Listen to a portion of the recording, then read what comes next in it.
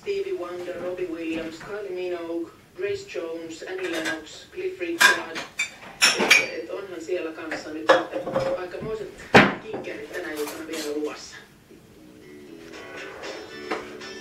Ai niitä pitää maustaa eka hyvänen aika. Onko aika ankeet syö. Ja kuvat sä? Näin katsotaan keittiössä lappukaiset. Tässä on meille kermavaahtoa. Voilà! Meidän hienojen daimuffinssien päälle.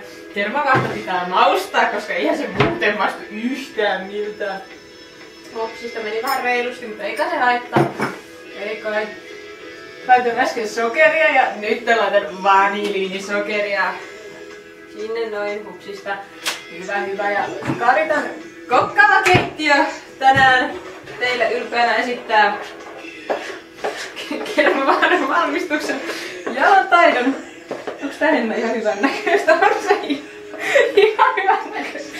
Kyllä Henna nyökyttelee ja aikaisemmin täällä naudittiin, en mä ketään näyttää tätä, mutta siis lihapullia ja lihapullakastiketta. Lihapullalla tuli melkein oma tekemiä suoraan Jokelan S-Marketista. Perunat olivat ruotsalaisia, koska suomalaiset olivat hyvin kalliita. Arjen pientä säästöä. Arjen pientä säästöä, indeed. Ja